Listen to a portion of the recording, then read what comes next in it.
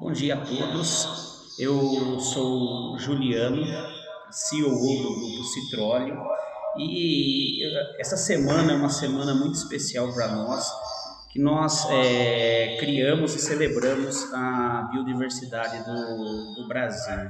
E para a gente, a biodiversidade brasileira ela é muito importante porque é o maior celeiro de ativos naturais no planeta, né? E também, para fechar essa semana, nós elaboramos um painel de discussão com especialistas renomados e reconhecidos e para tratar dessas normas nacionais e internacionais que norteiam o uso da biodiversidade, né? As oportunidades, a geração de negócio e sempre trabalhando aliado à sustentabilidade, à inserção social e, por fim, a proteção da floresta. E, claro, não podemos esquecer da repartição de benefícios, né? Que é uma das coisas mais importantes desse tema, né? E eu espero que todos aproveitem, né? Sucesso para todos.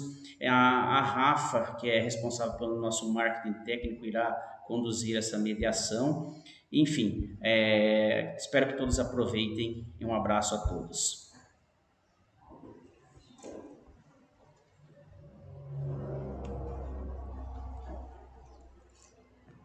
Bom dia a todos. Então, é com muita satisfação que nós iniciamos esse painel. O Juliano oficialmente já fez essa abertura. Em primeiro lugar, eu gostaria de agradecer todas as pessoas que estão aqui nos assistindo. A gente teve aqui alguns minutinhos de problemas técnicos, mas é assim mesmo, quando a gente resolve fazer algo que foge um pouquinho dos padrões, às vezes acontecem essas coisas. Mas tudo bem, o objetivo hoje aqui é uma intensa troca, um compartilhamento de experiências de diversos setores, de diversas áreas de conhecimento. E esse evento ele não seria possível ser realizado sem o auxílio dessas pessoas que hoje vão aqui palestrar junto conosco. E novamente eu gostaria de agradecê-los e agradecer também a presença da Brentag, que é nosso parceiro de distribuição oficial aqui no Brasil, que co-criou esse evento conosco através dos seus departamentos comercial, técnico e de marketing. A partir do apoio da Cristiane Neves, que é a diretora comercial Latinoamérica, da Juliana Checon, que é a coordenadora de desenvolvimentos também aqui da Latinoamérica, da Milena Porfírio, do departamento de marketing, e da Norma Gonçalves, especialista de laboratório. Então, agora, com muito prazer, eu passo a palavra para a Francine. A Francine, ela é uma parceira aqui de longa data do Grupo Citróleo e ela é uma referência quando o assunto é sustentabilidade e bioinovação. A Francine, ela é sócia-diretora da GSS, que desde 2009 oferece serviços ambientais complexos, multidisciplinares para regiões como África, Américas e Europa.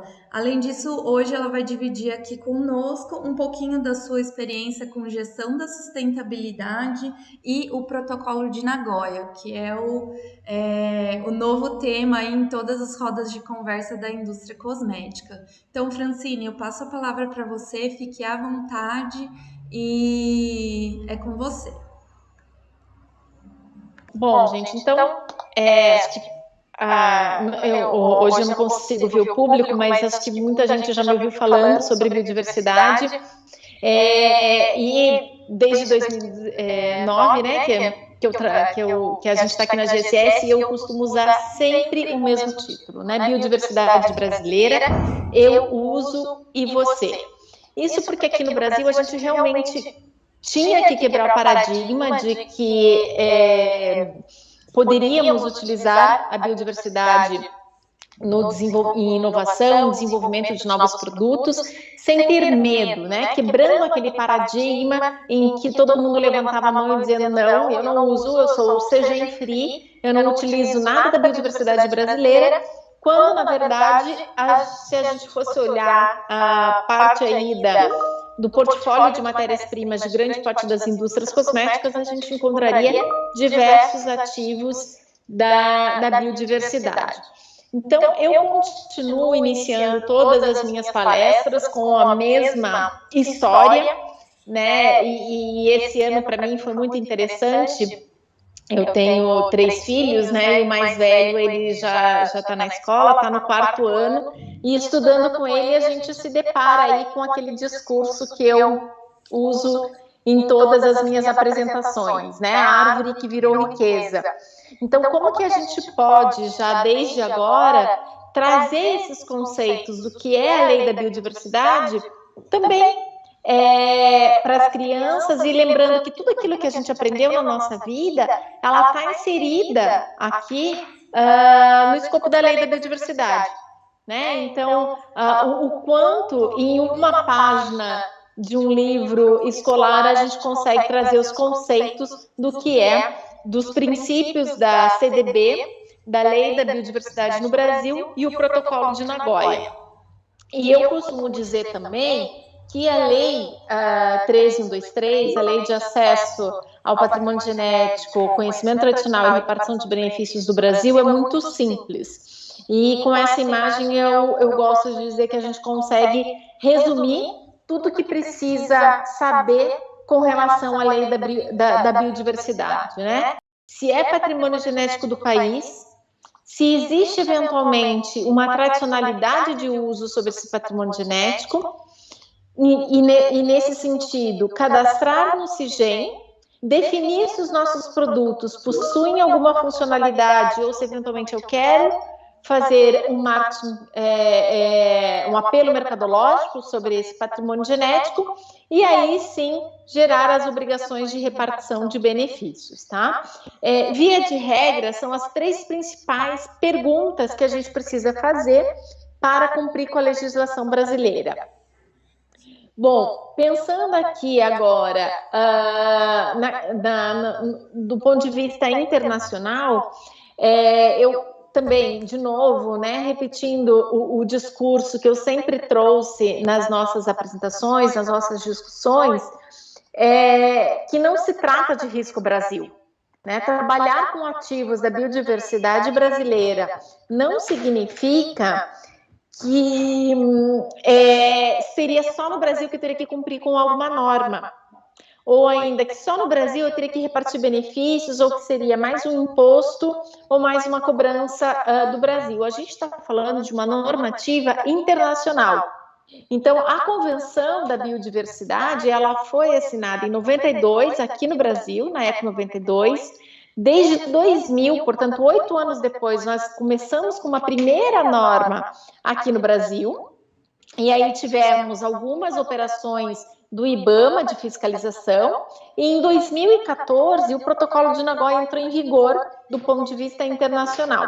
Né? Em 2015, o Brasil editou uma nova lei que trouxe diversas facilidades, né? Principalmente em comparação com as normas de outros países. Entrou, então, o Sistema Nacional de Gestão do Patrimônio Genético e do Conhecimento Tradicional Associado, ele foi disponibilizado ao público, e nós tivemos e ainda temos um momento de regularização.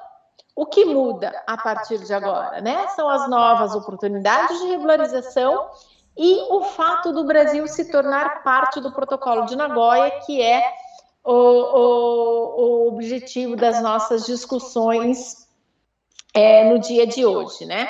Então, lembrando, como eu falei, não se trata de um risco Brasil. A CDB tem 196 países que ratificaram, né, que fazem parte dessa convenção internacional, que é principiológica.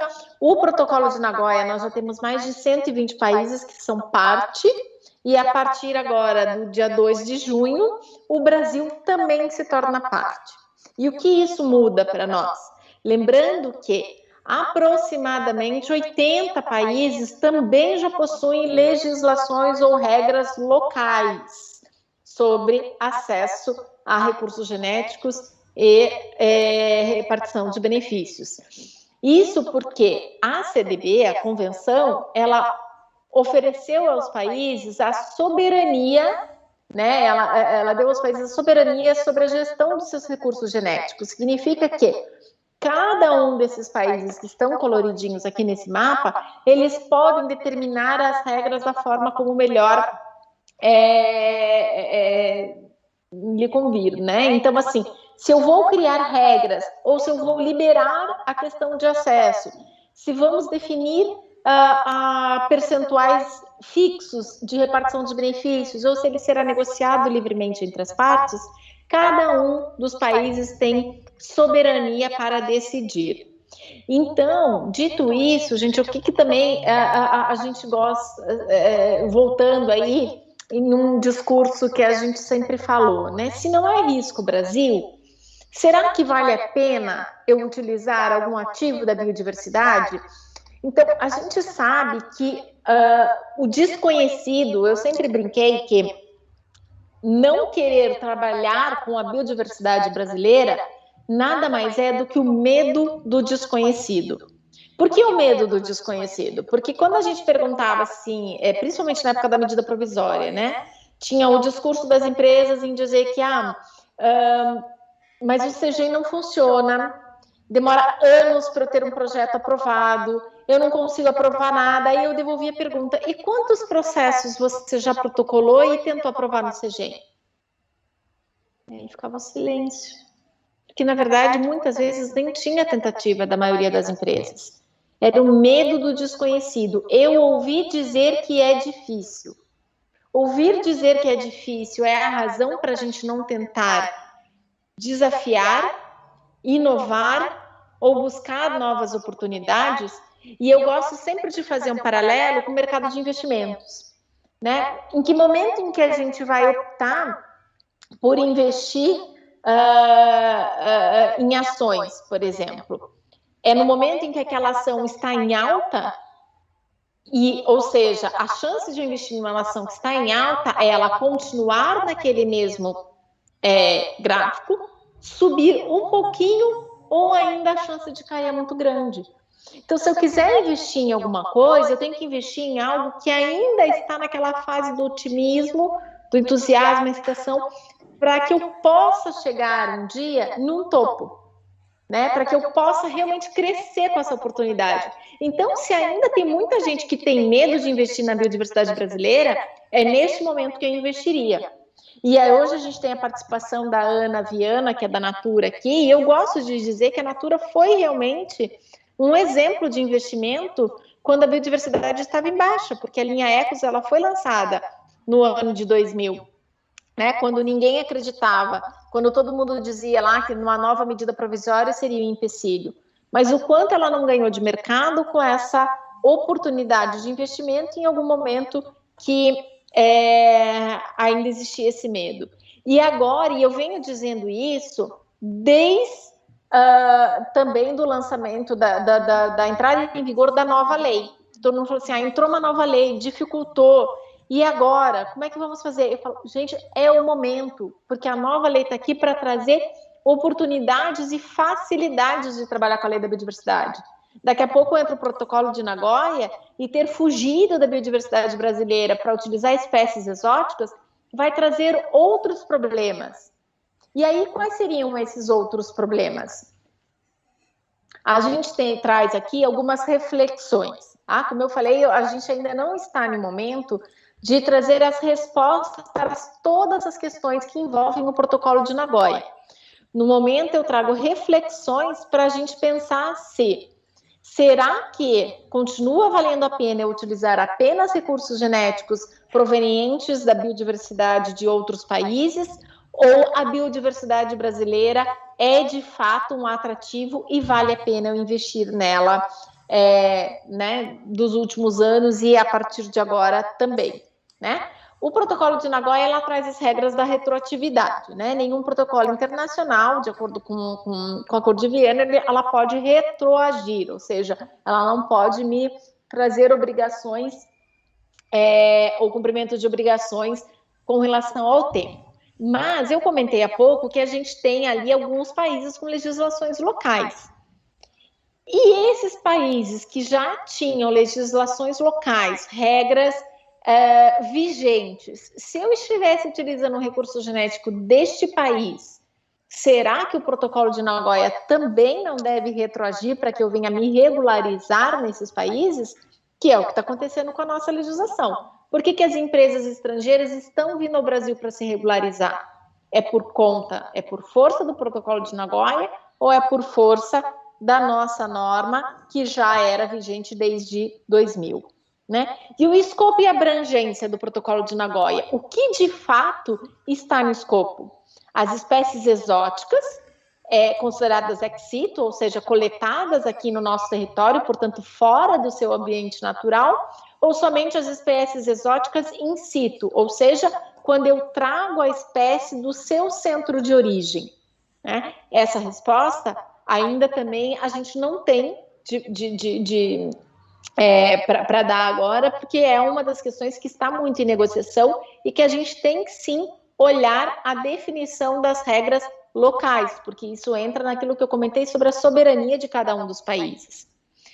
Outra questão que está sendo muito discutida é a questão das espécies transfronteiriças. Né? E o nosso açaí é nosso, é do Brasil, mas isso eu trouxe do Peru, em que o açaí também é nativo do Peru. Ou ainda, se eu coleto, estou trabalhando com açaí que está sendo cultivado na Ásia, por exemplo, onde não é um dos centros de origem, qual regra eu devo cumprir? Do país onde eu coletei? Do Peru, Bolívia, da Guiana ou do Brasil?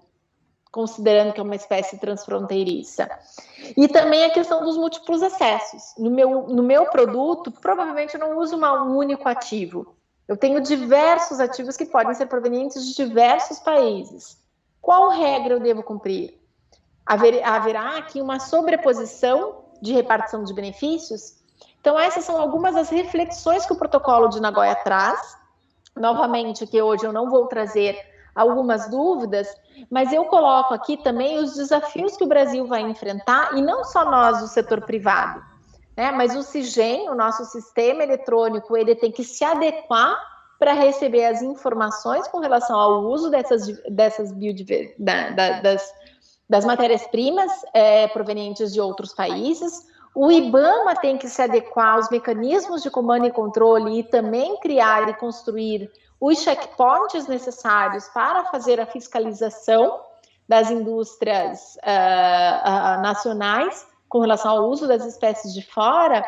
E aqui no setor privado, a gente precisa pensar qual que é o estado da arte em que a gente se encontra. Então, se eu estou no momento de escolha para a definição de como eu quero trabalhar o meu portfólio de inovação, a gente tem dois caminhos. E esses dois caminhos, eles desencadeiam duas perguntas. A espécie nativa do Brasil, aqui eu tenho que ter uma única resposta, né? Eu tenho dois caminhos, sim ou não. Se o caminho é sim, eu sei que eu tenho que trabalhar com a lei da biodiversidade e que eu consigo cumprir de uma forma simples e rápida por meio das regras que já estão estabelecidas e que a gente já conhece aqui no nosso país. Agora, se a resposta for não, eu venho para a nossa segunda pergunta. E essa espécie é da onde? Esse país tem lei? Como eu faço para cumprir? Quer dizer, essas outras questões que vêm a partir do momento que vem a resposta não, que antes eu comemorava, não é da biodiversidade brasileira, portanto eu não tenho CGEM. Que bom. E agora? Será que a minha resposta continua sendo que bom? Ou eu preciso vir com as outras perguntas? E de onde vem essa espécie? Esse país tem lei. Como é que eu faço para cumprir essas regras? Porque o IBAMA, que era o órgão responsável por fiscalizar algo que eu não estava cumprindo na legislação brasileira, ele também terá braços para fiscalizar se eu estou cumprindo as regras do protocolo de Nagoya. Então, eu deixo aqui essa reflexão junto com vocês para a gente pensar, né? Antes eu falava, né? E você quer fazer parte dessa história? Agora eu pergunto, e você quer contar qual história? Então, né, a gente trouxe aqui os novos horizontes. Eu sempre digo que trabalhar o protocolo de Nagoya, ou trabalhar os desafios que a gente encontra pela frente, é melhor entender quais são as oportunidades que a gente encontra com esses desafios do que só pensar nas dificuldades que a gente vai ter por aí. Então, acho que é um pouquinho sobre essa mensagem que eu queria deixar. Meus contatos estão aqui e eu vou permanecer no evento junto com todos vocês para ouvir um pouquinho sobre o Fernando, o que o Fernando tem para falar, sobre o que a Ana tem para falar, e depois a gente pode debater um pouquinho também. Tá joia? Obrigada e peço desculpas aqui pela falha na apresentação.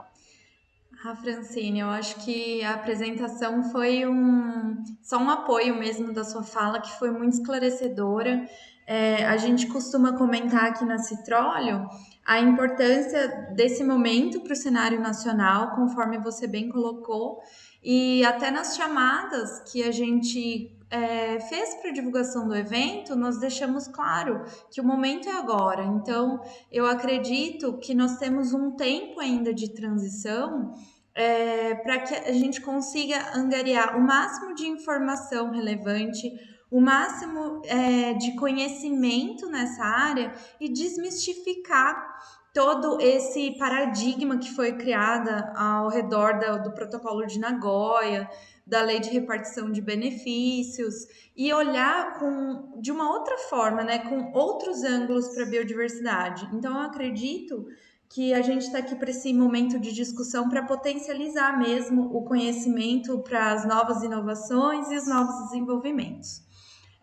Queria só salientar aqui para o pessoal que está assistindo, que se vocês tiverem alguma dúvida, alguma questão, vocês podem enviar no chat. Então, no seu lado direito tem um chat no YouTube que vocês podem utilizar a qualquer momento.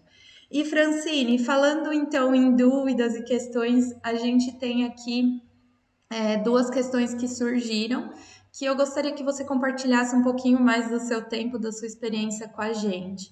A primeira delas é: qual é o seu conselho para quem ainda acredita que não vale a pena desenvolvimentos com a biodiversidade brasileira com relação e por aspectos jurídicos?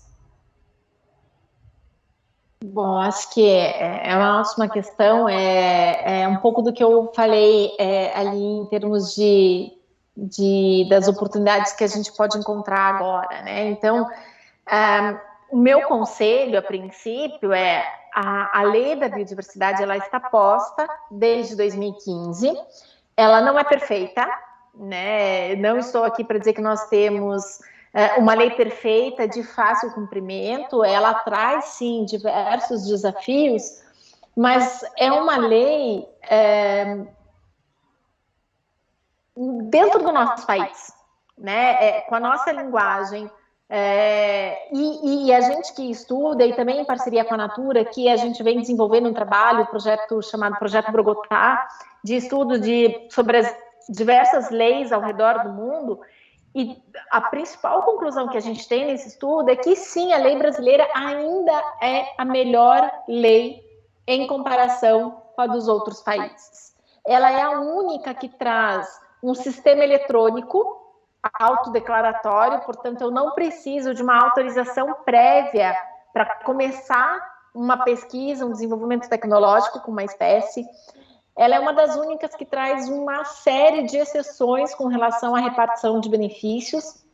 Então, principalmente micro e pequenos empreendedores, não temos a obrigação de repartir benefícios, é um único elo da cadeia que reparte, é só o produto acabado, ou seja, os produtos intermediários e os diversos elos da cadeia dos produtos intermediários não precisam repartir benefício, causando aí um efeito dominó dessa repartição de benefícios quando ele chega na ponta.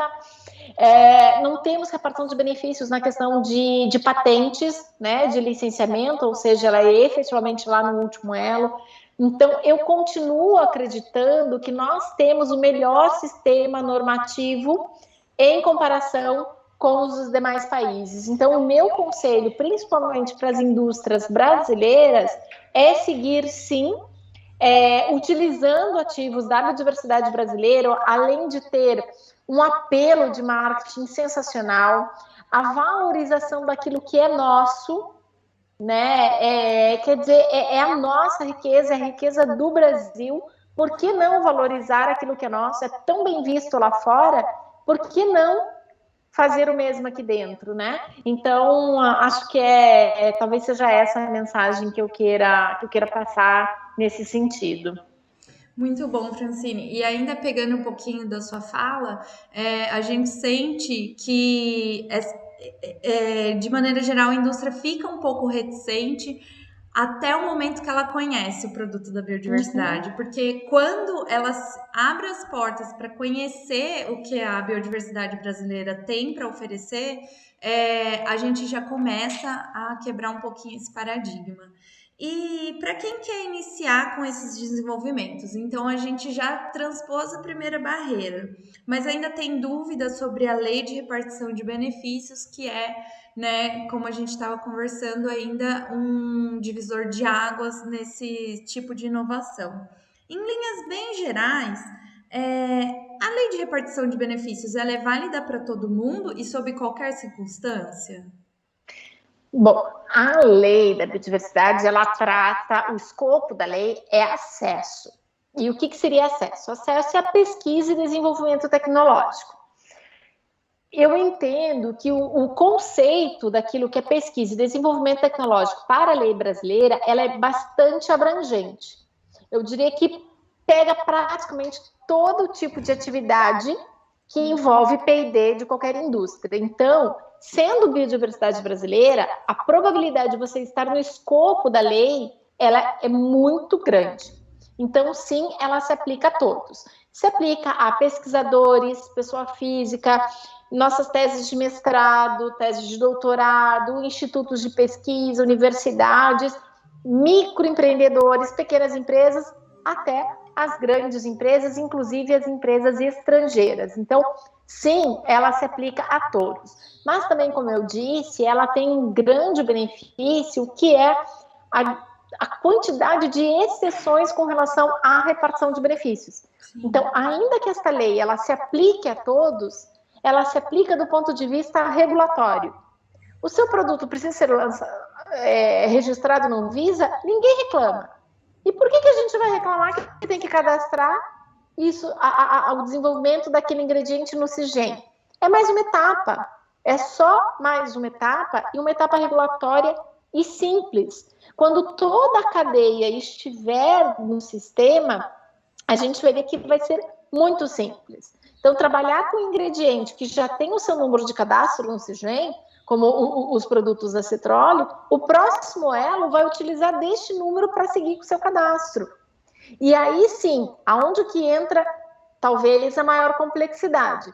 Compreender se este usuário está dentro de algumas questões da exceção, e se não estiver, qual é a etapa que eu preciso cumprir para a repartição de benefícios.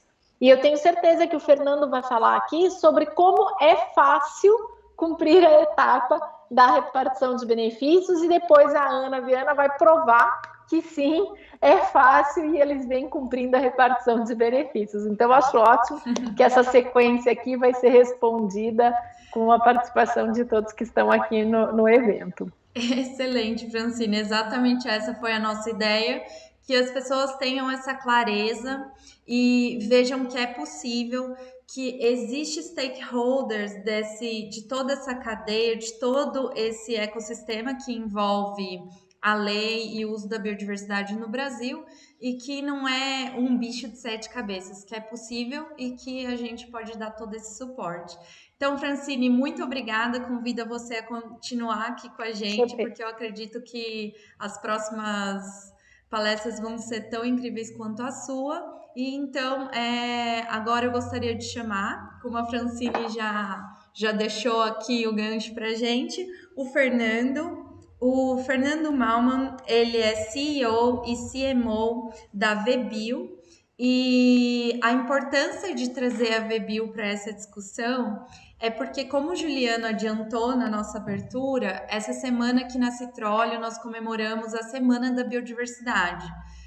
Dia 22 de maio foi instituído como Dia Internacional da Biodiversidade em 1992 pela ONU, e trouxe luz às discussões que trazem algum tipo de informação no quesito respeitar a biodiversidade, preservar e conservar. Além disso, além das pequenas ações, dentro do nosso escopo aqui dos Novos Horizontes, a VBio ela é uma plataforma online de auxílio e curadoria de projetos relacionados à biodiversidade. Então, agora eu gostaria de passar a palavra para o Fernando, que vai trazer considerações sobre toda a riqueza da biodiversidade brasileira, a partir, né, dos projetos da VBio, considerando como captar e destinar recursos para essa finalidade. Então, Fernando, fica à vontade para fazer sua apresentação, a palavra é sua. Obrigado, Sofia. Bom dia a todos. Minha ideia aqui, como a Francine já inclusive adiantou, hoje a gente realmente vê aqui na Nagoya trazendo a figura da repartição de benefícios, deixou uma oportunidade muito grande para inovação dentro de empresas, né? Oportunidades de negócio, né? E como a Sofia adiantou, a gente montou na VBio uma plataforma que vai ajudar, né, organizações a cumprirem com obrigações legais, né, ou fazer apoio voluntários a projetos, e do outro lado, né, entidades captarem esse recurso para tirar projetos da biodiversidade brasileira do papel, né? Então é muito nisso que a gente vê como uma oportunidade, não um custo, a repartição de benefícios, realmente criar vantagem competitiva usando uma obrigação legal, né? Então a gente comenta na VBio que a ideia para isso se tornar uma vantagem competitiva, né, nessa figura da lei da biodiversidade, é não escolher um projeto, mas sim criar uma estratégia de repartição de benefícios que vai agregar não só, obviamente, na credibilidade das empresas, gerar impacto socioambiental, mas também agregar com impacto significativo à cadeia de valores das empresas, né? Então, talvez o primeiro passo, e aqui uma tendência muito grande de mercado hoje, né, especialmente com a pandemia acelerando isso, é a figura de ESG como, né, um dos pilares de empresas, né? Falando com empresas como a BlackRock, por exemplo, né, que é o maior sócio de todas as empresas do mundo, isso virou uma evidência no Brasil justamente a partir disso, e a biodiversidade, né, não só traz isso, mas não só traz o lado ambiental, mas social muito aliado a ela. Então, a primeira oportunidade que a gente vê, né, com a repartição de benefícios e talvez não só a figura da lei, mas o olhar que Nagoya hoje traz, né, para empresas, para a biodiversidade diretamente, é justamente agregar nessas políticas de ESG das empresas, né? Então, a ESG hoje é muito mais que promoção, mesmo que isso signifique, né, a promoção de um impacto legítimo. Ela realmente pode agregar valor mensurável para empresas hoje, né? Só resgatando o que é ESG, né? ESG, a sigla em inglês que significa responsabilidade social, né, ambiental e de governança nas empresas.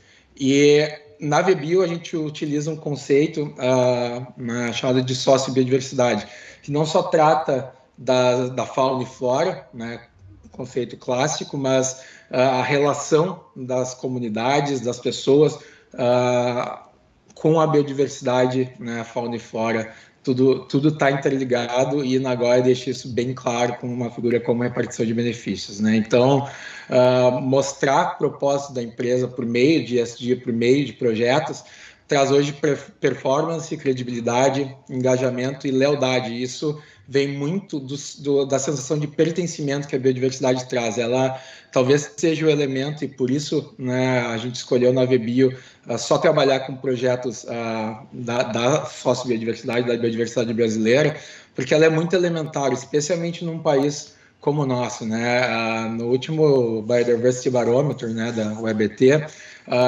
chegou-se à conclusão que as pessoas só consomem de empresas, né, que valorizam a biodiversidade.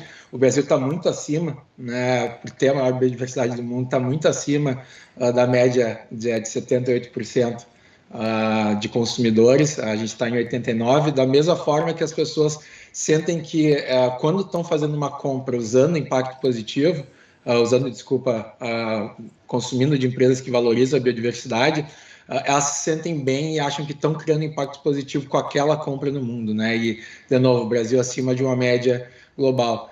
E hoje a gente consegue mostrar, né, esse conceito, né, de sociobiodiversidade em projetos, como eu comentei, de cadeia, né? Como, por exemplo, um projeto que a gente desenvolveu para apoio voluntário no Cerrado, é um projeto de investimento massivo de 4,6 milhões de reais, né? E foi tratado, justamente escolhidos no Cerrado, municípios que têm um índice de desenvolvimento muito baixo, né? Então, uma empresa agregando com um projeto com investimento real e significativo na vida de comunidades dentro de 25 municípios, né? Então, é nesse nível que uma empresa pode impactar com o ESG, né, a vida das pessoas usando a biodiversidade. A repartição de benefícios, né, com certeza colocou projetos como vetor de inovação em empresas. E aqui uma segunda oportunidade é usar a cadeia de valor, agregar a cadeia de valor com social sourcing, né? O que é social sourcing? É toda a parte de procurement, de sourcing de insumos, né, de serviços, estarem ligados a projetos, né, no nosso caso, trabalhando com sociobiodiversidade, mas insumos gerados e serviços gerados dentro de projetos socioambientais, né? Então, essa é uma tendência muito grande. A gente está aqui com a Nature e várias empresas hoje usam isso como um dos pilares do desenvolvimento de produtos. E hoje, algo que realmente a gente tem visto bastante na VBio e é um grande exemplo para gerar valor e agregar valor na cadeia de produtos, é usar justamente insumo, ou produzir insumos dentro dos projetos que as empresas estão aportando, né, com a repartição de benefícios.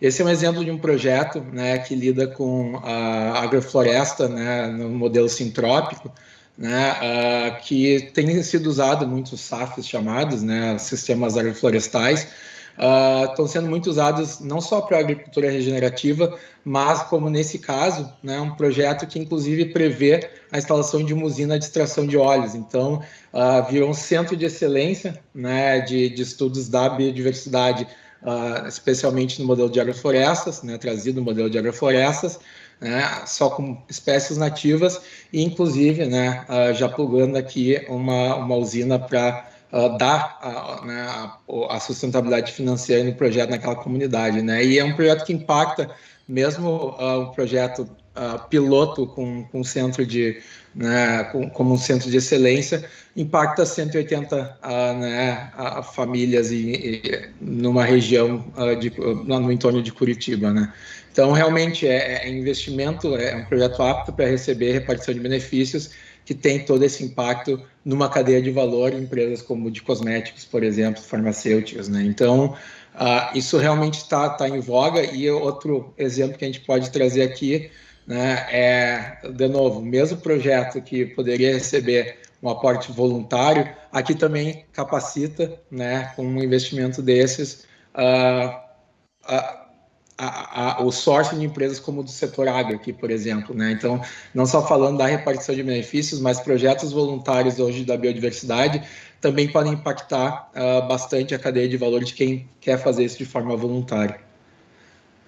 Nagoya, eu acho que realmente também trouxe, como eu comentei no começo, um foco especial para a biodiversidade, né? Hoje a gente realmente vê em várias empresas, principalmente globais, a figura, né, de um head de Nagoya, head de biodiversidade, e isso trouxe mais uma oportunidade que não só está agregada aos projetos, mas também a saúde financeira das empresas, né? Então, com isso, né, um termo que vem desde do final dos anos 90, início dos anos 2000, crescendo no mundo, são as finanças sustentáveis, né? E a repartição de benefícios e o foco que Nagoya traz na biodiversidade hoje deixou isso ainda mais em voga, né? Então, o Green Bonds talvez seja uma figura mais tradicional das finanças sustentáveis, São instrumentos de dívida como qualquer outro bond, né? Então, é a mesma figura de instrumento financeiro, só que ele é exclusivamente dedicado, né, a projetos de impacto ambiental, climático e desenvolvimento sustentável, né? Então,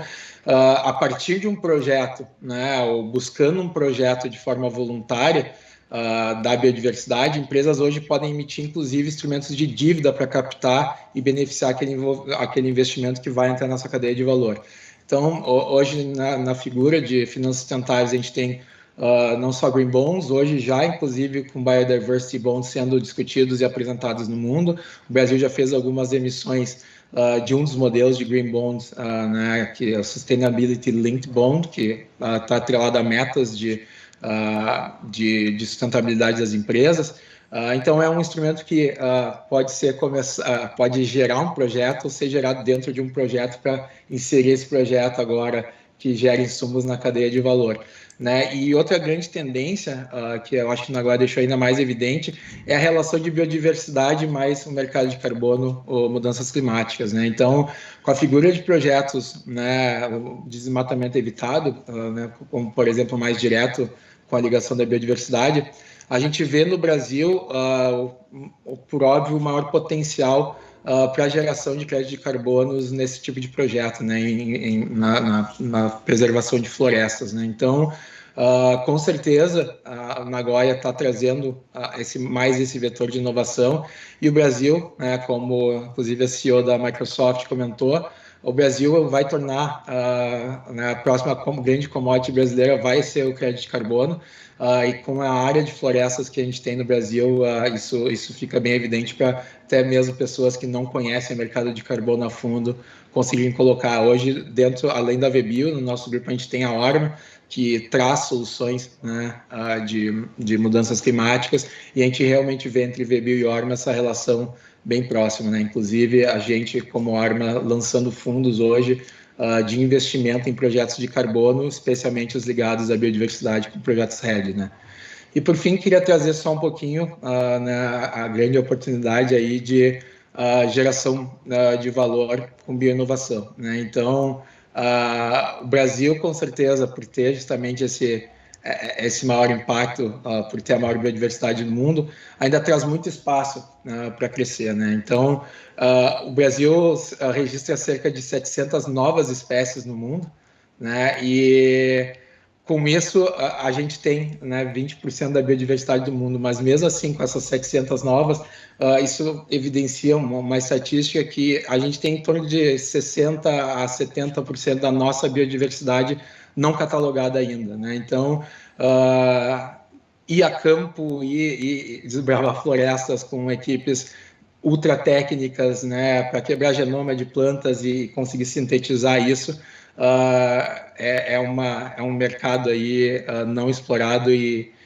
muito rico, talvez a maior riqueza, né, brasileira para o resto do mundo, né? Então, aqui a gente vê oportunidades de corporate ventures surgindo de projetos da biodiversidade.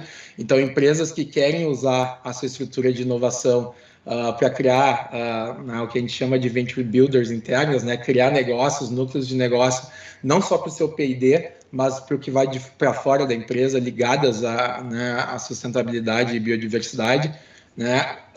Uma outra tendência que surge de projetos e o aporte à biodiversidade é a biointeligência, né? Que são mensurações estatísticas e o quanto risco, retorno financeiro de performance a biodiversidade pode trazer para produtos, serviços, né, numa cadeia de valor de uma empresa. E a oportunidade, inclusive, né, hoje já estão surgindo vários no mundo, por meio desses projetos, vários, inclusive, de repartição de benefícios, estão surgindo muitos gene banks no mundo, né, bancos genéticos com mapeamento, né, de espécies no mundo todo. Inclusive, outra coisa que a gente está colocando na VBio, né, construindo um gene bank, um banco de espécies com CTA, né, conhecimento tradicional, o perfil das espécies e já lá o código genético para sintetização. Então, a gente vê não só dentro da VBio, mas a gente ajuda empresas a fazer isso também e está vendo o valor que isso agrega para uma cadeia de valor, trazendo competitividade de verdade, não só um impacto socioambiental indireto, como várias empresas costumavam perceber, né? Então, basicamente é isso que eu queria trazer. A gente está trabalhando hoje, a gente felizmente já conseguiu trazer mais de 15 milhões dentro da VBio para projetos de repartição de benefícios. Ainda tem repartição global vindo, né, nos próximos meses. E com certeza um país como o Brasil, comunidades em torno, né, em todos os biomas que a gente trabalha, vão ganhar muito, né, com esse aporte que o protocolo de Nagoya traz, e com certeza isso vai ser escalonado para o resto do mundo, né, com as leis locais. Muito obrigado. Perfeito, Fernando. Obrigada a você. Eu acredito que agora, com essa nova luz, a gente ainda tem um longo caminho para trilhar, mas assim, mais do que nunca, como você bem colocou, o Brasil ele está sob os holofotes.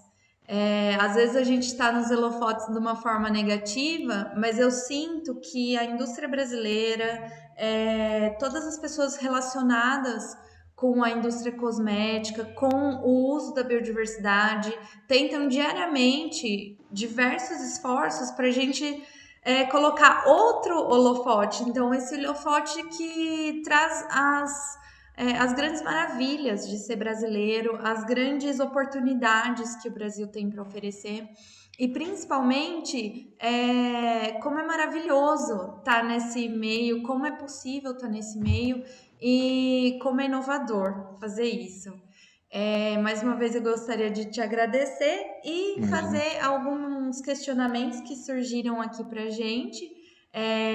Se você pode compartilhar ainda mais um pouquinho conosco. Claro, com Da certeza. mesma forma que a gente perguntou para a Francine, eu queria escutar um pouquinho, né, da sua experiência.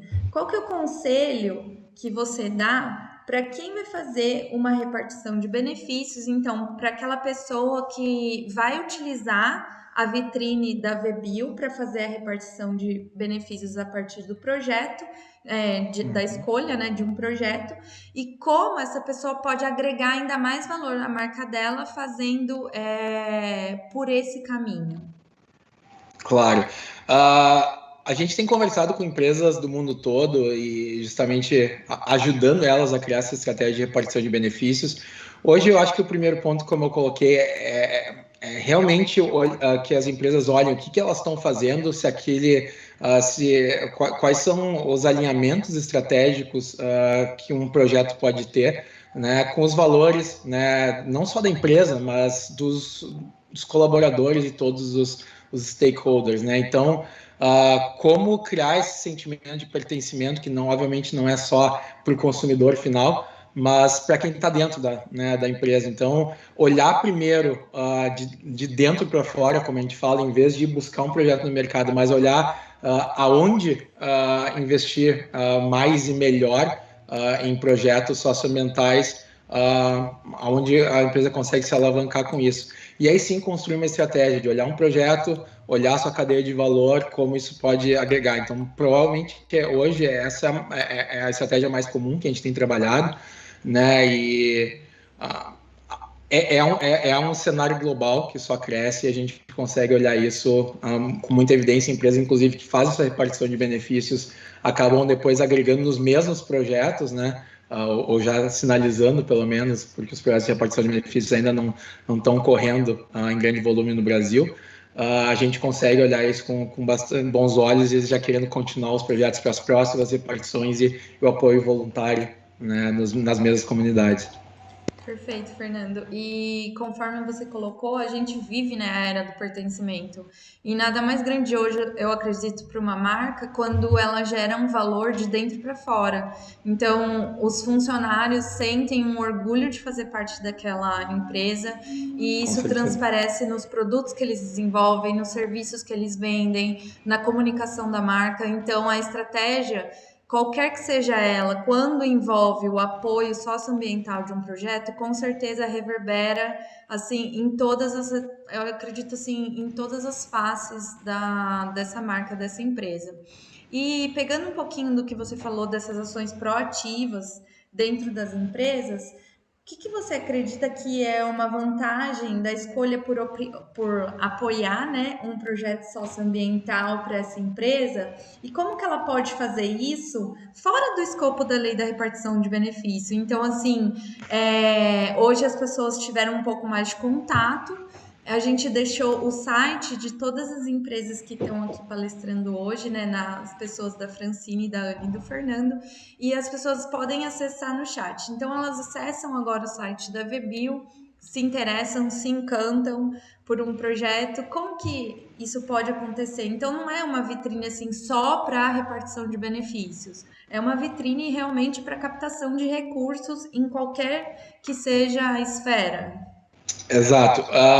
Hoje a gente tem, né, a gente fez uma força-tarefa, né, para a repartição de benefícios, porque com certeza é o maior volume, né, já destinado para projetos da biodiversidade brasileira, né, é uma oportunidade ímpar que felizmente a nossa lei dá para empresas cumprirem uma obrigação legal e gerarem todo esse impacto. Então, esse para começar, eu acho que foi a maior vantagem. E com isso ensinando empresas, né, como eu comentei, a olhar com mais carinho para projetos da biodiversidade. Eu venho da área do marketing, né, estratégico, então a gente tem ajudado bastante empresas gigantescas a fazer isso, porque realmente não estava no escopo, não estava no radar de boa parte dessas empresas. Eles viam a biodiversidade como um insumo, não como um vetor competitivo, né? Então, hoje a gente olha que boa parte desse investimento que podia ser tratado como um custo ou um investimento, já está no setor de marketing das empresas, já está no budget de marketing, já está no orçamento, e às vezes a empresa acaba fazendo pro forma, por responsabilidade social está tão em voga, projetos que não têm um alinhamento necessariamente com a cadeia de valor, com os funcionários, né, com investidores da empresa, inclusive a gente ajuda a achar onde no setor de marketing um projeto que talvez não tenha tanto fit com isso, um projeto meramente social pro forma, consegue ser transformado em algo que gera valor de verdade, né? Então, isso, de novo, como tu bem comentou, não vem só felizmente vindo com a repartição de benefícios, eu acho que ela trouxe muita luz no tema, mas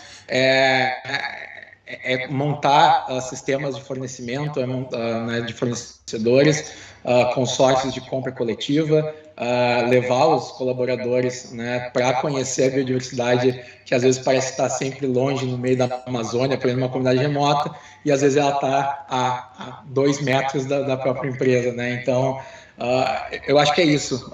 Empresas estão entendendo hoje como o lado social também pode vir num projeto da biodiversidade, e isso, né, gera todas as oportunidades que eu comentei para esse investimento. Perfeito, Fernando. Realmente a sustentabilidade, a gente, assim, é difícil falar de biodiversidade e já não colocar um pouquinho de sustentabilidade. A sustentabilidade, hoje, a gente enxerga que não vai ser mais um diferencial, é um pré-requisito. Então, se você quer ser relevante, a Francine, ela sempre usa bastante esse termo, é onde você quer estar daqui a 5 anos. Onde que está a biodiversidade? Será que está só lá no meio da floresta ou será que está aqui do meu ladinho, com tudo que eu consumo, com tudo que eu respiro no meu dia a dia? E trazer luz para o uso sustentável da biodiversidade é falar muito mais do que não é caridade, não é assim só meio de consumo, como você disse, não é só matéria-prima, é vetor de inovação, é vetor de bioinovação e, acima de tudo, é relevância, eu acredito. E para finalizar hoje o nosso painel e para fechar essa rede de discussão, já falando de bioinovação, relevância, eu gostaria de convidar a Ana Paula Viana. Ana Paula Viana, ela faz parte da Gerência de Assuntos Regulatórios da Natura, que por sua vez está inserida com a Diretoria de Pesquisa e Desenvolvimento de Produtos. E hoje ela vai mostrar um pouco pra gente como que é possível inovar, como que é possível desenvolver e prosperar com o sustentável da biodiversidade brasileira. Afinal, a Natura é uma referência, como a Francine, como a gente já bem vem discutindo, e acima de tudo uma inspiração para a indústria brasileira de cosméticos. Então, Ana, por favor, você fique à vontade para iniciar e a palavra é sua. Obrigada, Rafaela. Obrigada mais uma vez aí pelo convite. Eu vou pedir só para você colocar a apresentação, por favor, aí eu vou te falando para passar. Mas assim, hoje eu estou falando, na verdade, em nome de duas áreas que a gente tem muito carinho lá na Natura. Uma delas é a gerência de relacionamento e abastecimento sustentável. São as equipes que ficam, de fato, próximas às nossas comunidades parceiras e trabalham nos processos de implementação dos projetos que utilizam repartição de benefício, né, para a construção dessa cadeia da sociobiodiversidade da economia da floresta em pé, que a gente tanto fala, e também a nossa equipe de sustentabilidade, né, que é responsável por fazer aí ajudar nessa construção, né, desses projetos, e também fazer os aportes financeiros, né, os cálculos, os aportes financeiros dessa repartição de benefício. Pode passar, Rafaela. Aí, assim, da onde nasce toda essa inspiração e essa conexão da Natura, de fato, com a sociobiodiversidade brasileira? Ela nasce da linha Ecos. Então, 21 anos atrás, a Natura, ela decidiu, através dessa linha, contar um pouco da história do que é essa sociobiodiversidade, né? Então, foi um desafio muito grande, Ecos estava à frente do seu tempo, né? O que foi muito importante para consolidar todo esse caminho e para trazer para a pauta da sociedade essa discussão sobre o que é essa biodiversidade, como de verdade a gente pode utilizá-la no desenvolvimento de novos produtos, trazer novos usos, o que é muito importante, inclusive, para a gente ter e combater o desmatamento.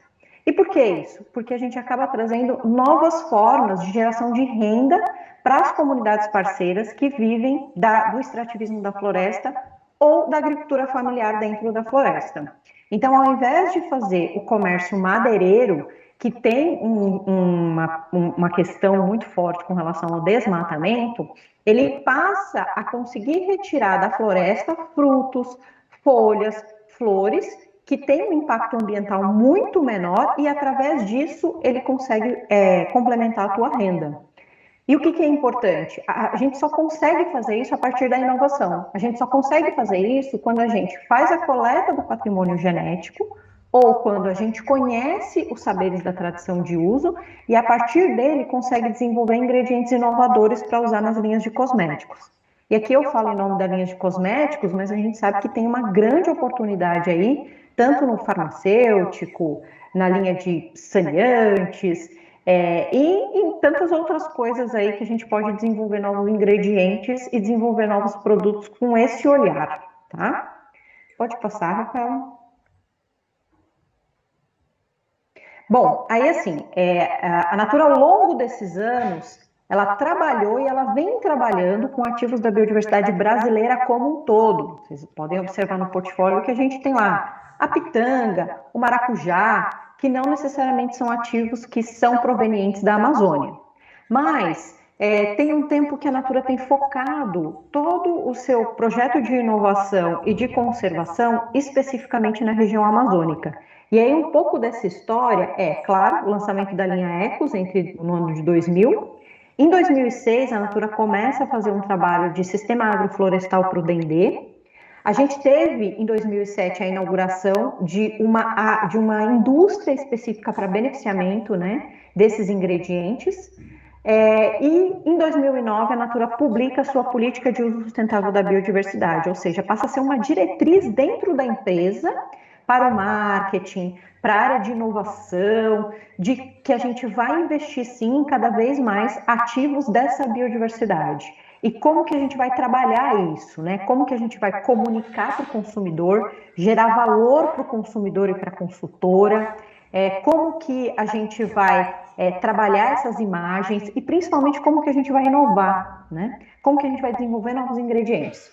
Em 2011, a Natura lança esse programa Amazônia, né, como um compromisso público. De 2012 a 2014, a gente tem a criação de um núcleo de inovação na Amazônia, que é exatamente para captar parceiros locais, públicos ou privados, para o desenvolvimento desses novos ingredientes, e inaugura o Ecoparque, que fica em Benevides. Então, hoje a Natura ela tem uma fábrica, que é a sua principal fábrica de sabonetes, do noodle do sabonete, utilizando manteigas e óleos dessa biodiversidade, e ela busca cada vez mais parceiros para fazer parte desse consórcio. A ideia é que dentro desse parque industrial, a gente tem uma economia circular, onde uma empresa utilize o resíduo da outra. Essa é uma proposta que a Natura traz para esse ecoparque. Tá? Tem o Projeto Carbono, que é junto com o RECA, a criação do território do Médio Uruá, que a gente vai falar um pouco aqui, 2015 e 2017, compra de palma recertificada, criação dos territórios do Baixo Tocantins, 2018 e 2020, a Natura ela repactua esse programa Amazônia com novos indicadores. Depois eu posso passar o link para vocês do nosso relatório anual, onde é possível ver o que a gente fez até agora como Natura e quais são os próximos passos. A Natura foi a primeira empresa, uma das primeiras empresas a ter esse selo, que é o selo EBT de Comércio Justo, olhando a cadeia da sociobiodiversidade, tendo uma terceira parte que faz os processos de auditoria interna, olhando se de fato a gente está construindo uma cadeia justa, um comércio justo para esses ativos da sociobiodiversidade, e os produtos levam um selo para que o consumidor consiga ver valor nesse ativo e nessa proposta. Tá? E 2019 tem um grande lançamento da Causa Amazônia Viva, um dos vídeos a gente vai mostrar aqui, mas tem vários vídeos explicando, e o relatório anual também é capaz de explicar isso para nós. Pode passar, Rafael. Bom, em números, né? Do que a gente está falando quando a gente está falando do programa Amazônia, né? A gente tem alguns indicadores que comparam os anos de 2011 e 2019. A gente teve um aumento de 65% no número de famílias que foram impactadas a partir desses recursos. E aí, quando eu falo desses recursos, não necessariamente são só recursos de repartição de benefício. O que a gente fala é que a repartição de benefício ela é um começo para toda uma cadeia. Então, a repartição de benefício, quando monetária ou não monetária na forma de projetos direto com esses grupos, ela serve para consolidar e construir uma cadeia de fornecimento sustentável, que depois gera emprego, renda, fixação no campo e, principalmente, a valorização do trabalho dessas comunidades parceiras. Tudo bem? De 2011 para 2019, a gente teve aí o número de comunidades de relacionamento que aumentaram, o fornecimento, a gente teve um aumento significativo em valores, né, de compra, de fornecimento, significativo em repartição de benefício, então é um número que nos chama bastante atenção, que lá em 2011 estava em 1,6, e a gente passa para 11,2, então um aumento de 600%. A Natura ela começou a fazer uma série de avaliações técnicas para identificar como que ela estava impactando de verdade na questão do desmatamento zero, né? O quanto ela estava conservando do que a gente chama de economia da floresta em pé, a partir de trazer significado e novos usos para esses ativos. E a gente já tem 1,8 de hectares, né, milhões de hectares que estão conservados, que é de floresta conservada, a partir de toda essa construção e de toda essa cadeia. Esse é um indicador novo, por isso que a gente não tem uma comparação. E o aumento de volume de negócios para essa Amazônia, de novo, não só com repartição de benefício, mas com tudo o que essa cadeia gera, né? Que tem esse aumento aí que é bem significativo, tá? Pode passar, Rafael. Bom, e como que a gente faz isso? A Natura reforça o seu entendimento de que isso só pode ser construído a partir do olhar e das necessidades dessas comunidades, tudo bem?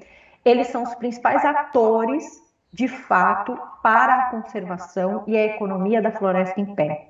E para isso, a gente precisa ouvi-los, ouvir quais são as necessidades deles, para que eles tenham um fortalecimento das suas cadeias, para que eles possam nos fornecer cada vez mais ativos, com qualidade, mas de forma sustentável e conservando essa biodiversidade. Tá? Então, todo o trabalho, como a gente vai mostrar desse exemplo do Médio Uruá, é feito em conjunto e tendo como principal ator as lideranças e as comunidades parceiras, e nesse caso o exemplo é o do Médio Juruá.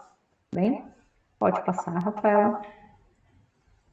Bom, vamos falar um pouquinho sobre o que é o Médio Juruá, né? O Médio Juruá é uma unidade de conservação federal, então existe uma lei que é conhecida como a lei do SNUC, que cria essas unidades de conservação. E aí, cada unidade de conservação vai ter lá uma regra do que ela pode, do que ela não pode fazer, mas basicamente ela tem como, ela se baseia no extrativismo vegetal. Então, retirar da floresta de forma sustentável ativos, e aí daí que sai a ideia da inovação para desenvolver novos ingredientes para que a gente possa utilizar na área cosmética ou em outras áreas, mas também tem uma agricultura de subsistência, a criação de animais de pequenos portes, e o objetivo básico é manter a vida e a cultura dessas populações com qualidade de vida, mas ao mesmo tempo assegurar que elas tenham os recursos naturais disponíveis na unidade de conservação de forma sustentável. Tudo bem? Pode passar. Vamos entender aonde fica a reserva extrativista do Médio Juruá. Ela fica no meio da floresta, como vocês podem ver, eu estou aqui no Médio Juruá. Mentira, não estou. Eu estou em São Paulo mesmo, mas ela fica no município de Carauari. É uma área de aproximadamente 253 mil hectares. Ela foi criada em 1997 através de um decreto. A entidade que faz a gestão dessas unidades de conservação através do Ministério do Meio Ambiente é o Instituto Chucri Mendes, o ICMBio. Inclusive, eu não ia falar sobre questão regulatória, mas eu não resisto, eu sempre falo.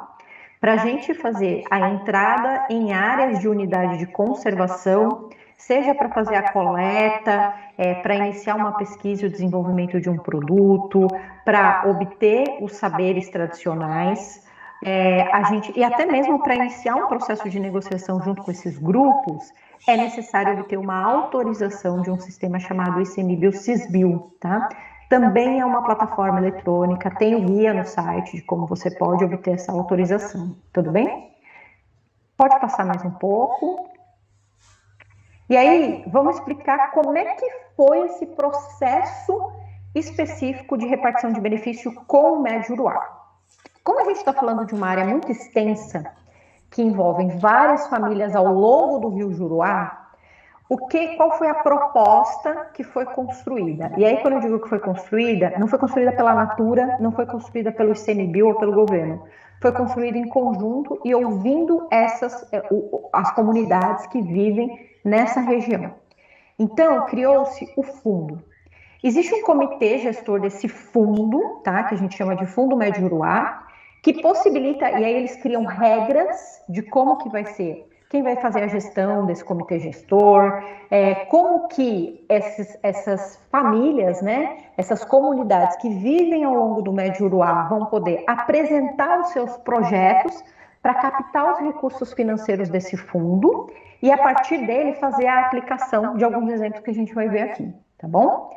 Quais são essas organizações? Nós estamos falando da AMARU, que é a Associação dos Moradores da RDC do Acari, da ASPROC, que é a Associação dos Produtores Rurais de Carauari, do Conselho Nacional das Populações Extrativistas, Jovens Protagonistas do Médio Juruá. Olha que bacana.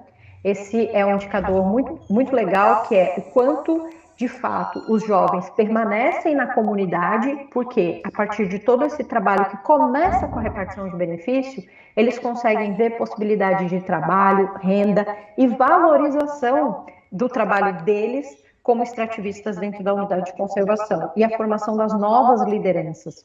A gente já teve a oportunidade de fazer uma série de rodadas, e eu participei de umas dessas rodadas, de quanto esses jovens estão empenhados em, de fato, estar na comunidade fazendo todo esse trabalho de conservação. Né? E a Condaenge, que é a Cooperativa Mista de Desenvolvimento Sustentável e Economia Solidária do Médio Juruá. Então, são cooperativas e associações que estão organizadas ao longo, porque é uma área muito extensa, tudo bem? E, juntos, eles vão fazer a gestão desse fundo, que é o Fundo Médio Juruá.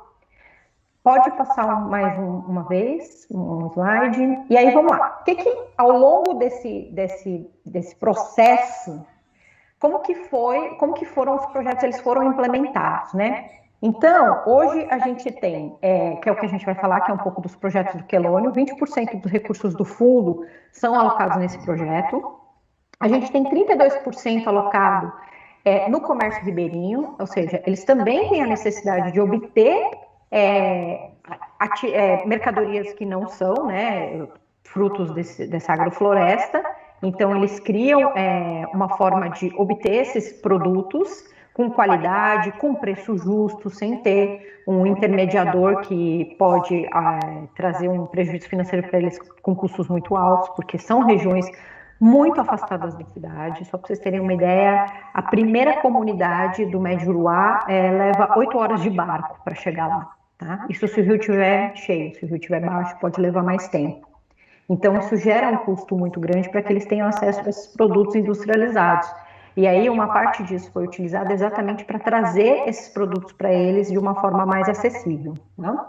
Fortalecimento das comunitários, que faz parte desse processo, capacitação, entender as necessidades deles e fortalecê-los, não só para essa relação com a Natura, mas com a relação com outros potenciais compradores desses ativos da biodiversidade. Tudo bem?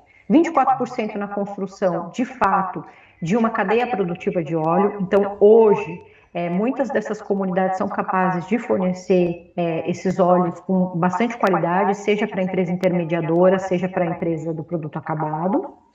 E a parte da associativismo, que é a organização deles como uma associação. Tem também 3% do projeto do Pirarucu. Muitos desses projetos, a gente tem vídeo no YouTube muito interessante, tá? A gente vai focar hoje nos quelônios. Pode passar. E aí são algumas fotos, né, que ajudam a ilustrar o quanto que, de novo, a gente reforça o nosso entendimento que o mais importante é que esse comitê gestor, ele seja formado e ele tenha autonomia para definir onde devem ser as alocações do recurso, tá? Porque só eles sabem as necessidades que eles têm lá. Então, esse comitê gestor, ele se reúne de tempos em tempos, ele publica um edital e, a partir disso, esses grupos apresentam os projetos para ter acesso a essa repartição de benefício. Esses projetos são avaliados e aprovados por esse comitê gestor. Existe uma série de instrumentos de constituição desse comitê gestor para avaliar como que vai ser os critérios de avaliação de cada um dos projetos. Tudo bem? E aí a foto ilustra algum desses encontros, claro, antes da pandemia, e mostram o quanto isso é feito de uma forma coletiva, ouvindo todas as pessoas e principalmente as suas lideranças. Tá bom? Bom, atualmente, após a apresentação dos projetos, o comitê gestor ele encaminha uma carta para a Natura e solicita os depósitos dos recursos referente à repartição de benefício devida por aquele período. Então, novamente, um processo de co-construção, tá? E as regras desse fundo, elas não são impostas pelo governo ou pela Natura, elas foram construídas por eles, dada a autonomia que eles têm de gestão dos próprios recursos e com base nas suas necessidades. E aí vamos para um exemplo bem legal, que é de fato aquilo que eu tinha falado, da parte do comércio, né?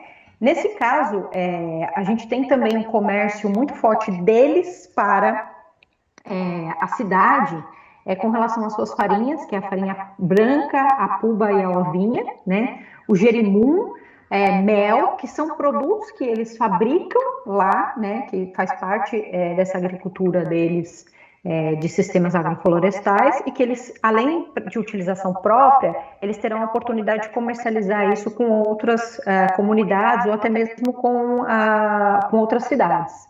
E além disso, teve a construção desse comércio solidário, né, que tem grande relevância tanto para escoar os produtos deles, como para que eles também tenham acesso aos produtos industrializados que eles precisam. Tudo bem?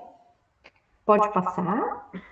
Aí a sede, né, um entreposto de comercialização, que também foi objeto de recurso de repartição de benefício, e é bem interessante. Por quê? Para que eles consigam fornecer as sementes, os frutos, os óleos e as manteigas com qualidade, eles precisam ter como fazer isso. Uma das formas de fazer isso é esse entreposto comercial, tá? Ele foi construído entre as comunidades do Roque, Nova Esperança e Chué, na RDS do Acari. Ele atende aproximadamente 147 famílias e 5 comunidades. E, com isso, eles tiveram significativa indicadores que mostram o quanto eles deixaram de perder com relação às qualidades das sementes. Então, por exemplo, eles tinham um problema muito sério de estocagem, em decorrência disso, uma má qualidade do armazenamento dos produtos. Isso se reduziu a 0 nos primeiros 6 meses após a construção desse entreposto. Tá? E o valor estimado das perdas que eles tinham era em torno de 25%, ou seja, eles conseguiram zerar a perda dos ativos que eles comercializavam. Tá? Acho que você pode passar. O que é legal também mostrar é que tem sim monitoramento. Então, a partir da repartição de benefício, eles tiveram acesso a uma série de equipamentos que ajudam a monitorar, principalmente uma das coisas é a questão do desmatamento, né? Do quanto que dar esses novos usos, de fato, agrega em valor com relação a combater o desmatamento na região, e isso através de tecnologia, tá? Eles têm acesso a uma série de tecnologias que ajudam nesses monitoramentos, como, por exemplo, um satélite, né, uma comunicação de satélite, e que também ajuda na comunicação dessas comunidades com as outras cidades e as outras comunidades. Tudo bem? Bom, aí vamos falar desse projeto, que é objeto aqui da nossa conversa, né, da conservação dos quelônios. Então, o quelônio é a chamada tartaruga da Amazônia, e já existia um projeto de conservação, né, que tinha a Universidade Federal da Amazônia e o IBAMA, tá? E uma das propostas é alocar essas repartições de benefício, de fato, nesse projeto, né, dos projetos do quelônio. Pode passar mais um, aí tem algumas fotos para ilustrar, né? São 16 praias de desova. A gente teve um aumento de 45% no número das covas e 95% da sobrevivência após o 3º mês de nascimento. Então, de verdade, eles tinham um problema muito sério com relação a essa espécie de animal, que não conseguia chegar ao 3º mês, né, por uma série de fatores, dentre eles, enfim, a utilização desses animais para alimentação, enfim, de uma forma predatória. E eles conseguiram, através dessa parceria público-privada, né, que tem essa universidade, o próprio IBAMA atuando, e aí com o aporte financeiro da repartição de benefício, eles observaram, e através dessa autonomia que eles têm de definir as regras de onde eles vão alocar os recursos da repartição de benefício, esse projeto que já traz esses números. E aí, o recado que a Natura sempre coloca, acho que vocês já viram isso nos planos de comunicação, que não existe a floresta em pé se a gente ficar sentado. Então, o que a gente reforça é que existe sim oportunidade de negócio quando a gente fala dessa biodiversidade brasileira. A gente consegue ver o quanto repartição de benefício, quando bem aplicada, ela de verdade pode trazer indicadores positivos socioambientais. A gente acredita que não se conserva sem as pessoas. É muito importante a atuação dessas comunidades parceiras e ouvi-las e ouvir as suas necessidades para que de verdade a gente consiga construir projetos de repartição de benefício que tragam resultados. Tanto para eles, porque sim, eles precisam ter trabalho, emprego, renda para conseguir de fato viver bem e com qualidade de vida, e que também a gente traz esses indicadores positivos com relação à conservação, tá? Trazendo novos usos. E a gente só faz isso através de inovação, e a gente só faz isso através de pesquisa e desenvolvimento de novos ingredientes, trazendo novos usos para essa sociobiodiversidade. Eu acho que é isso, não sei se tem mais algum slide, acho que não. Eu queria agradecer o convite e eu queria mostrar o vídeo, Rafaela, que eu acho que é bem legal, ele ilustra bem esse projeto e como que a gente consegue reverter isso nos planos de comunicação da marca.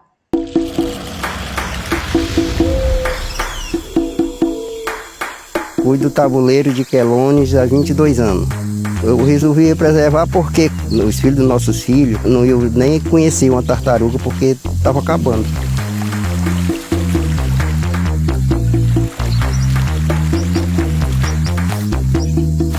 Faz 15 anos que eu coleto andiroba. A floresta é o meu sustento. Tem o murumuru, tem a andiroba, a roça, tudo depende dela.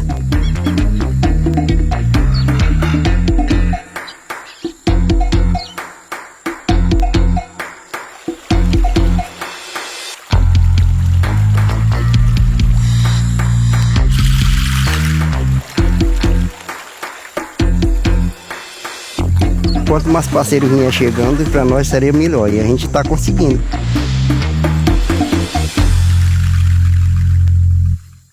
E aí eu convido todos vocês a acompanhar a Natura nas redes sociais. Tem outros vídeos, outros exemplos desses projetos, né, que utilizam de recursos de repartição de benefício, tá bom?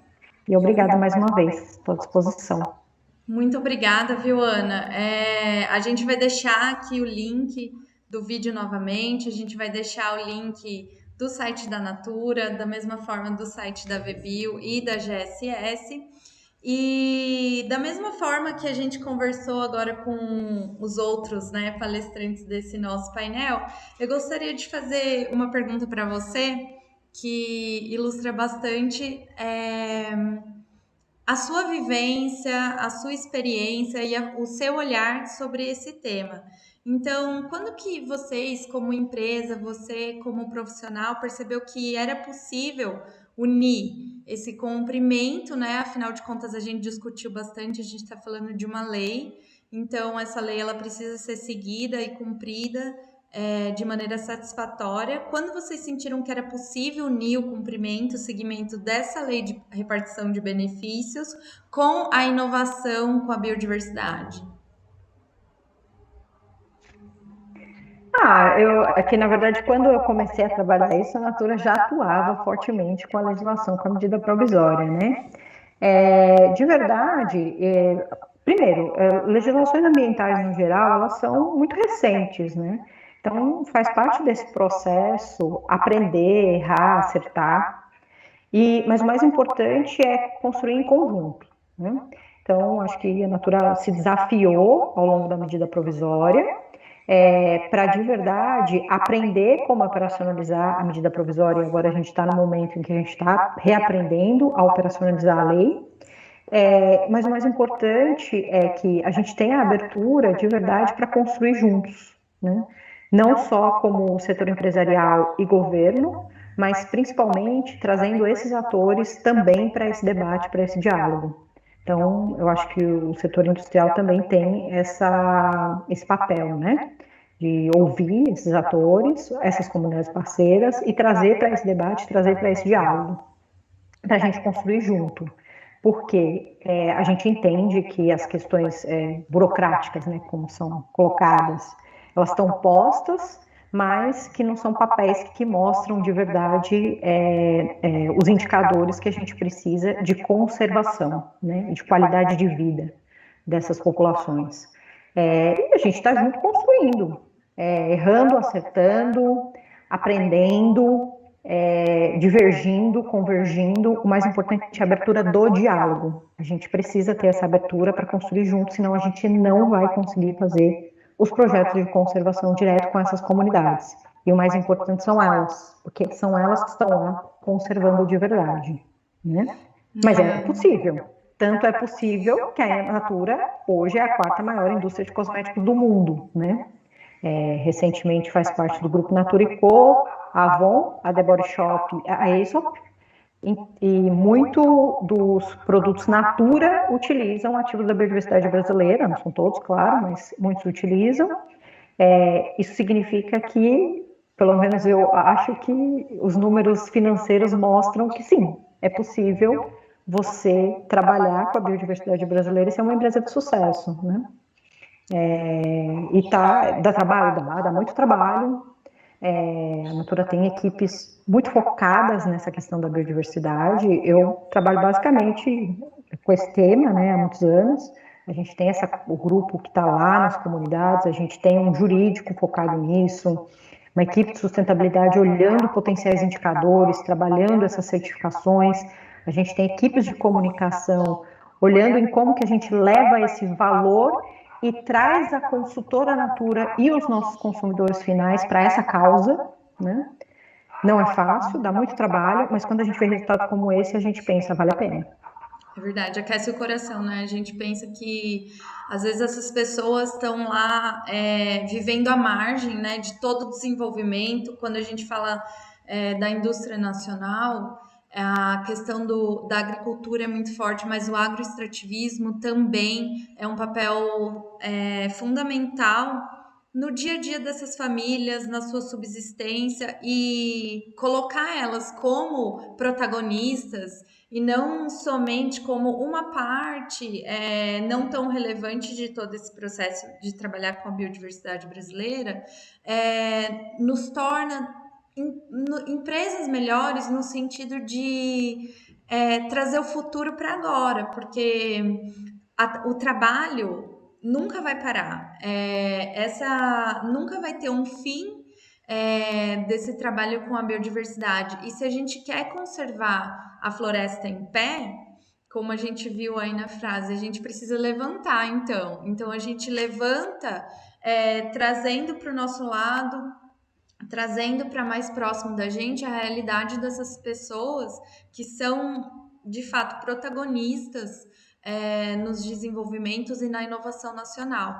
Afinal, quantos dos ensinamentos, dos conhecimentos tradicionais dessas pessoas que não se tornaram os grandes ativos, as grandes estrelas de marcas aí mundo afora, não só na cosmética, né, mas eu acho que nas indústrias alimentícia, farmacêutica, hoje a gente está aqui, né, falando sobre a indústria cosmética nacional e mesmo internacional, mas é importante ressaltar que quando a gente fala da conservação da biodiversidade, do uso sustentável da floresta, a gente está falando de todas essas cadeias. E essas pessoas que estão lá trabalhando dia a dia, tentando levar de forma mais digna possível a sua vida dentro da floresta, precisam ser ouvidas, respeitadas e colocadas à frente de qualquer movimento.